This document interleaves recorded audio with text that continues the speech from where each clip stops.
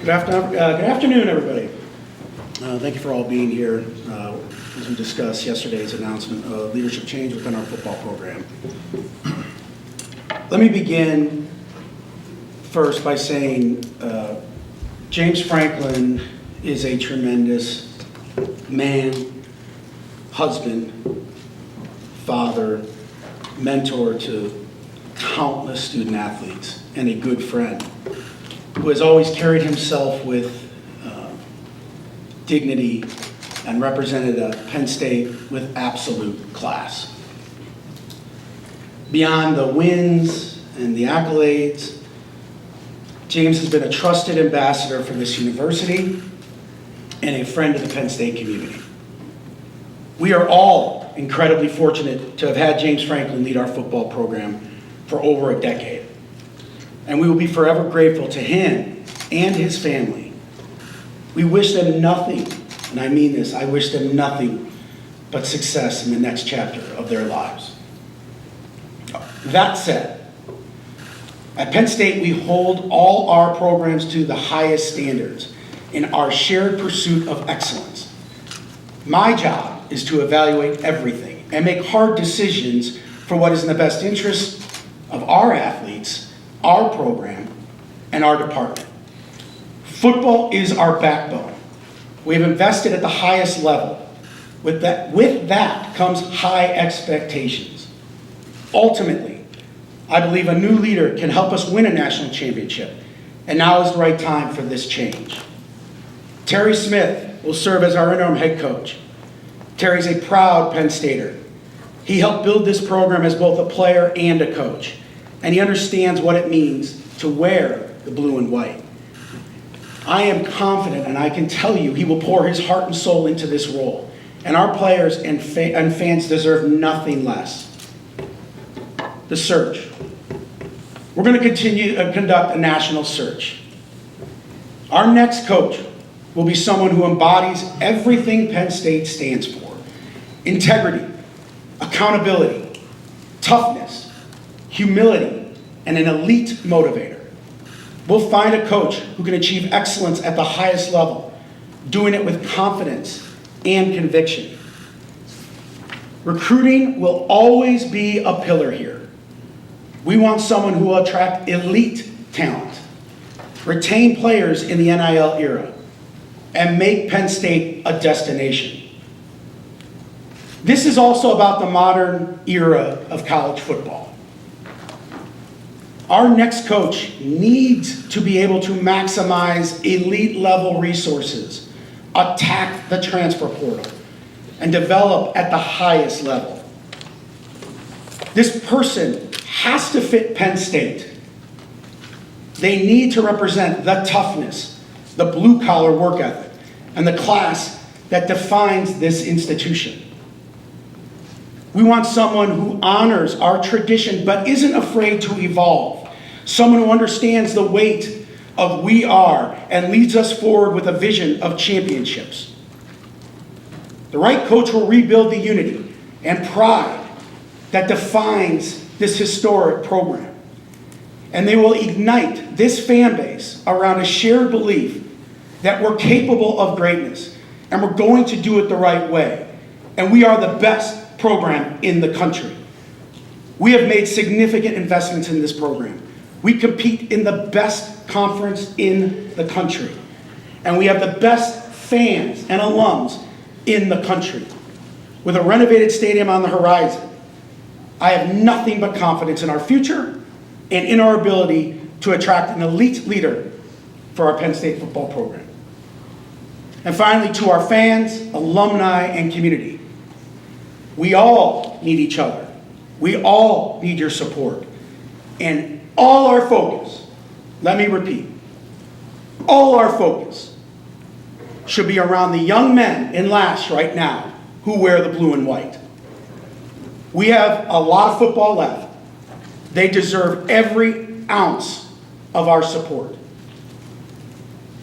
At that, I'll open it up for questions. We're going to start on Zoom. Use the raise your hand feature. We're going to start with Ralph Russo and then go to Rich Scarcella. Hey Pat, thanks for doing this. Can you get into it all, the structure of the buyout and how it could be paid out with James? No, I know that was going to be the first question. Look, I'm not going to get into the financials. What I will tell you about the buyout, this is an athletics issue. This is not the institution's issue. So we, in athletics, are covering all the costs. I just want that to be known. So we are absorbing all the costs associated with this. As it gets to structural, how it's paid, I'm not going to get into the details of that, and I'm not going to get into the financials either. We'll go to Rich Scarcella, and then we'll go to Mike Gross. Thanks, Chris. Pat, when did you reach this decision? And considering your relationship with James, how difficult was it? Rich, I appreciate that. You know, I'm gonna be really transparent with y'all. This was extremely, extremely difficult. It's been a very difficult 48 hours. I felt after Saturday and sitting down and looking at everything that where we were and what was in the best interest of my kids, my student athletes, and my kids, meaning you guys know I call our athletes kids, my kids, and where the program was going. At this time, we just had to make the hard decision. And look, as all of you know as leaders, when you lead an organization like this, when you've made the decision, you have to make the decision with a whole heart and with conviction. And so, you know, I was going to sleep on it on Sunday, and but I knew it was the right course of action for us as a program, and more importantly for the team. So that's kind of how it transpired.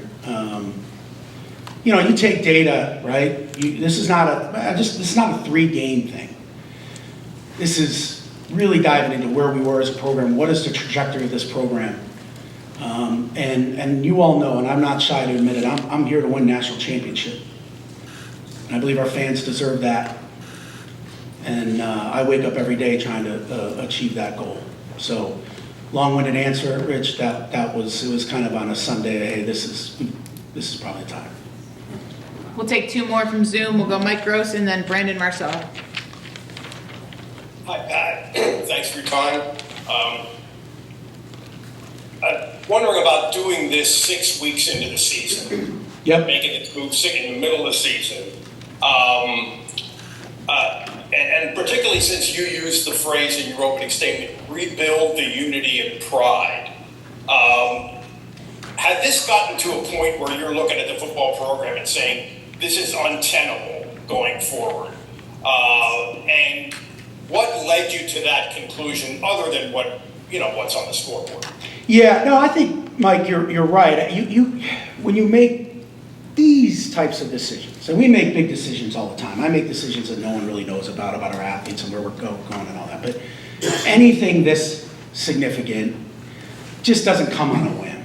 And you have to have scenarios in and we do. How is this going to go? What if this happened?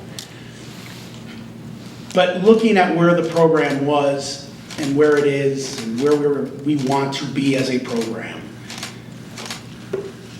I just felt there was no other course. And I felt it was time. Now remember, we're in a different era of football. And there's a lot of things that come with this new era, and transfers and everything. And so that probably was down the road in the thought process. But I did feel like for our student athletes and the staff and the program and our fans, there wasn't a choice. There wasn't more. And by the way, look at when you make that decision, you make the call. I have to be the leader. I have to make hard decisions, and so that's why I felt like it was appropriate. Go Brandon Marcello, and then we'll come into the room for Mark Brennan. Pat, thank you for doing this today. I was wondering, across college sports, we've seen buyouts and guaranteed contracts kind of exploding, and the money continues to rise. I was wondering, how will you kind of approach that when you go about looking at a new coach and hiring a new coach, especially with athletic departments across the country, and including your own, having to mind their money Yeah. more closely these days? No, I think it's a great question, Brandon. You're right. When all these contracts were signed, the use of the money going to rev share and all the other pieces that are involved, you have to process the financials in such a different light. And so, quite honestly, when you get into a search and you start to have those hard conversations, hey, what do you envision this program? How do you envision this program looking? How do you envision winning a national championship? I mean, the facts are the facts. Like, you got to recruit at a high level. And now, the transfer portal, you got to be able to recruit in the transfer portal at a high level. And so how do you use your resources in the right way in building a roster that compete for a national championship, Brandon? I am very blessed, and this, I don't have anything to do with this, I don't believe, to be the athletic director at Penn State. We are blessed because of our fans, our alums, and the support we receive, that we can do more than most, and that we have elite resources here. And so that allows us to be able to have real conversations and put our resources to the test in the best direction. Go Mark Brennan, then we'll go Jay Trotter. That obviously recruiting ramifications from this. What are you doing personally to mitigate what's been going on, and how are you discussing with Terry and the staff how to handle the situation? Look, none of that is surprising, right? And by the way, I mean, the recruiting world has changed. I mean, student athletes are flipping and going everywhere, and look, I'm not going to be naive. I probably know that every Power 4 conference, every Power 4 team has reached out to our student athletes already. I'm not naive to say that that's where the industry is, but what I will tell you is Terry and I talked, and one of the reasons why I was comfortable in doing this now is because of Terry.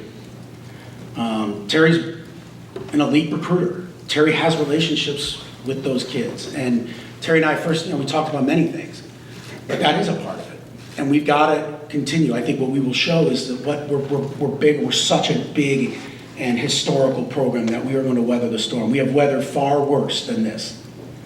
And so I think once Terry gets settled in, now let's just talk about me, and our coaches know this. I'll talk to any recruit, whether it's fencing, football, wrestling, basketball, volleyball, I don't care. And I will continue to be very active in that process. I will say right now for me, I'm just going to be very honest, I'm less worried about 27 kids and more worried about my kids in the locker room right now. That's my focus. Terry has a great staff that he will lead to deal with the recruiting issues. None of it is surprising. But right now, I want to make sure that we're prepared to go and get after Iowa. Jake and then Bob. Yeah, Pat, you said this wasn't a three-game thing, but 3 weeks ago, you're in the top 5. A few months ago, you're a player or two away from the national championship. So when did you first begin to think that this might be a possibility, and then how much of 1-18 versus top 10 Big Ten opponents played into it? Yeah, and it's a good question. Like, in this role as athletic directors and CEOs, you have to be ready for anything, right? Did I expect to have to walk up those stairs yesterday at Lash Building and talk to James like I did and have that conversation? No. But we're built, or you should be built, ready to handle what adversity is coming and what you think is the right thing for the program. I weigh everything when I make a decision. The PhD nerd in me is like, I do data, I do analytics, I look at everything. And when you start to look at where we're going, and yes, how this year had been playing out, all those things you have to take into consideration. We're all humans. James Franklin's a human being. It's a job he loved. And people can say what they want about James. But James, it's a small world we have and we're all friends. And so you cannot make decisions of this magnitude lightly. So to say, we lost to Oregon and we lost UCLA. No, it's about where are we as a program? Where are we going? How do I give my student athletes the best chance to win? How do I continue to build this to a place that we are the best program in the country. That's the motivation.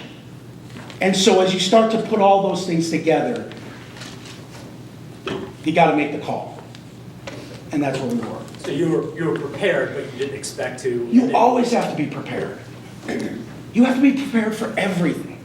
And so, yeah, I mean, that's the nature of the business. And 1 and 18. All of that plays into it. Everything. Jake, we need to move on. Bob Flounders and then Ally. Hi, Pat. Hey, How are you doing? I'm great. I know clearly it's an emotional time for you. You referenced the fact that the athletes are your kids. And there's no question that you're always around the Penn State athletic teams, especially the football program. Yep. One of your kids' career came to an end at the end of this game. I was just going to ask you your thoughts on Drew Aller, his injury, what he's meant to Penn State, and to just your thoughts on what he's done. Yeah, it's hard for me not to get emotional about that. But he's just an amazing kid. I mean, I don't know what else to say. He's been through a lot. And he is that. He's a kid. And I think to see someone who's gone through a lot at a young age, and anyone who ever doubts that young man's commitment to Penn State and Penn State football, you don't know what the hell you're talking about. Sorry, I can't believe I'm getting that emotional, but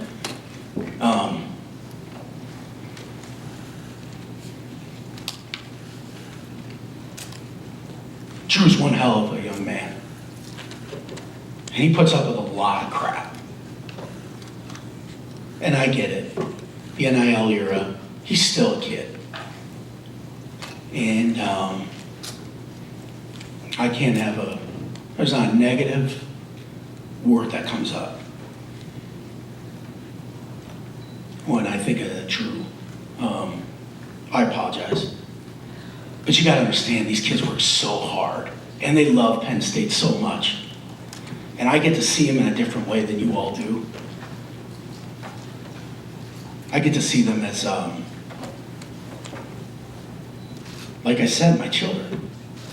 And so much bigger than like how many touchdowns you throw. I get it. Like, look I'm not trying to like lie to y'all. Like, we all know we want to win. He wants to win in the worst way.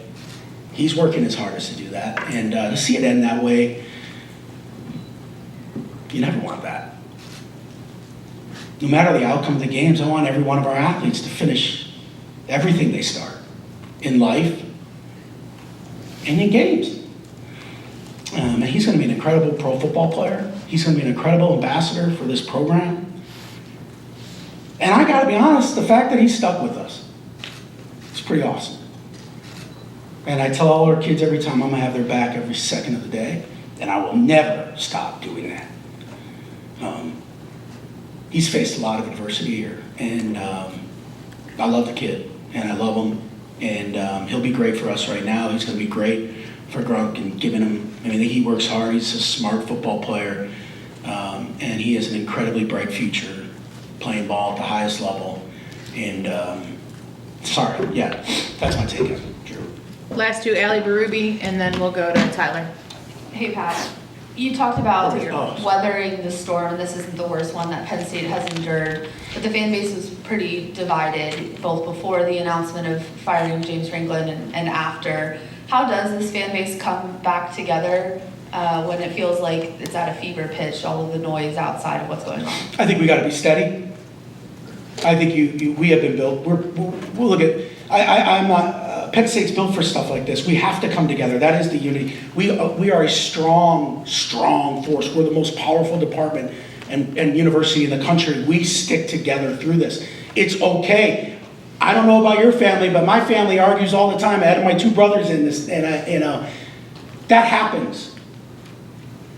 But we're going to do it with, I would hope, with class and dignity and get around one simple thing. The young men in that locker. You can hate me, you can hate James, but like Drew, rally around them. They deserve it. That's who Penn State is. That's who we are, and I believe in my heart of hearts that will continue to be what drives us to where we're going to end up. Last question to Tyler Donahue. Hey, Pat, we appreciate the transparency this morning. Okay. Back here. Sorry. You mentioned Terry Smith and what he brings to this role. You mentioned the national search for your next coach. Could those two things become intertwined? Is Terry Smith going to be under consideration to become the next full-time head coach at Penn State? Absolutely. Everybody's under consideration. And I'm going to help Terry do everything he can to run the table. But yes, he will be considered a candidate. All right. Thank you very much, I Pat. appreciate you. Thanks, Pat. We'll have Terry down here in a minute.